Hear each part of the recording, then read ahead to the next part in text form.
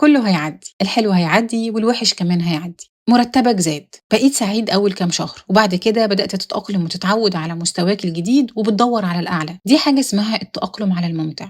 يعني إحنا بنتأقلم على تغيرات الحياة أسرع مما نتخيل. في البداية التليفون اللي بزراير ده كان اختراع وبدأ يتطور وبدأنا نتأقلم ونتعود عليه. المبدأ ده الحلو فيه إنك تقدر تطبقه على كل حاجة في حياتك، على الظروف الصعبة اللي أنت بتمر بيها دلوقتي أو على الحاجات السيئة اللي أنت خايف إن هي تحصل لك. إنك مش هتعاني منها زي ما أنت متخيل. قاعد سنين طويلة خايف من حاجة معينة، خايف تاخد خطوة معينة في شغلك أو في حياتك أحسن ما تتوفقش، ولما عملت الخطوة دي قلت ده أحسن قرار خدته في حياتي. أو حتى على الأقل لو ما توفقتش ما لقيتش إن أنا عانيت بالقدر اللي أنا كنت متصوره. إحنا كائنات سريعة التأقلم، علشان كده خليك عارف إن الحاجات الجديدة أو الأحلى مش هتخليك فرحان لوقت أطول، ولا الحاجات اللي مخوفاك هتخليك تعاني بالقدر اللي انت متخيله. كله هيعدي. السر دايما اني ابقى واخد بالي من اللي في ايديا، الحاجات اللي ماشيه كويس في حياتي ابقى مقدرها، الناس اللي حواليا او حتى الشخص الوحيد اللي في حياتي اللي بيحاول يدعمني بكل الطرق. هلاقي نفسي لما بركز مع الحاجات دي اسعد مما اتخيل. وبص لنفسك دلوقتي النهارده وافتكر نفسك من سنه، هل انا مقدر نفسي والنعم اللي عندي بالقدر الكافي ولا لا؟